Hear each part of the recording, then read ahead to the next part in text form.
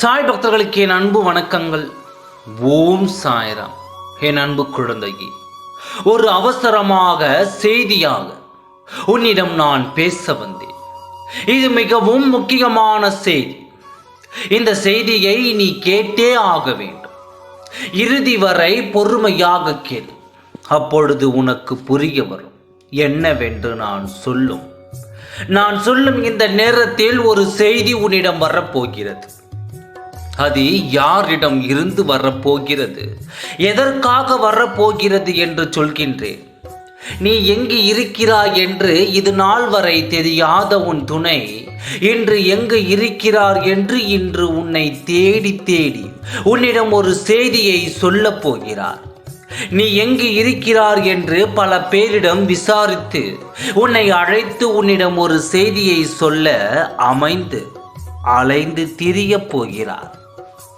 இது நாள் வரை உன்னை ஆச்சரியமாக அலட்சியமாக நினைத்து உன்னை ஒரு உயிர் என்று கூட பாராமல் எங்கே இருந்தாலும் சரி என்று நேருக்கு நேர் உன் முகத்தை பார்த்தால் கூட முகத்தை திருப்பிக் கொண்டு சென்ற உன் துணை இன்று இரவு நீ எங்கு இருக்கிறாய் என்றும் உன் அலைபேசியை தேடியும் அலைந்து திரிந்து கண்டுபிடித்து உன்னிடம் ஒரு செய்தியை சொல்ல காத்திருக்கிறார். இப்படி உன்னை தேடி உன்னிடம் ஒரு செய்தி சொல்ல வேண்டும் என்றால் அது எத்தனை அவசியமான செய்தியாக இருக்க வேண்டும் என்பதை நீ புரிந்து கொள். இன்று நான் சொல்லும் நேரத்தில் இது கட்டாயம் நடந்தே தீரும். இது யார் தடுத்தாலும் நிற்காது. இந்த தலையெழுத்தை யாராலும் மாற்ற முடியாது அல்லவா?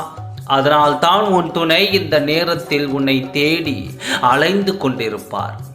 உன் அழைப்பு மணியை அழைத்து உனக்கு ஒரு செய்தியும் சொல்லப் போகிறார்.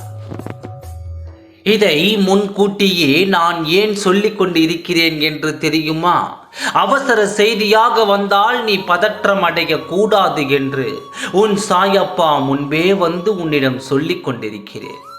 தேவைக்காக பயன்படுத்தும் அந்த நபர்கள் அழைக்கும் பொழுது இன்று நீ செய்வது நல்லதா கெட்டதா என்று நீ கேட்டால் நீ செய்வதுதான் நல்லது என்று நான் சொல்வேன். ஏன் தெரியுமா? தேவைக்காக அவர்கள் பயன்படுத்தினாலும் அந்த இடத்தில் நிற்க வேண்டிய கடமை அவர்களுக்கு இருக்காது. நீ சென்று உன் கடமைகளை முடித்துவிட்டு நீ வந்துவிடு. பிறகு உன் துணை உன்னை தேடி மீண்டும் ஓடி வருவார். ஏன் தெரியுமா? இத்தனை காலம் உன்னை தள்ளி வைத்து வேடிக்கை பார்த்தாலும் நான் அழைத்தவுடன் என் துணை வந்து விட்டாரே என்று உன் மீது அன்பும் பாசமும் வந்துவிடும். பிறகு நீ இருக்கும் இடத்திற்கு உன் துணை உன்னை தேடி வருவார். எது நடந்தாலும் உன் நன்மைக்காக நடக்கும் என்று நான் சொன்னேன் அல்லவா?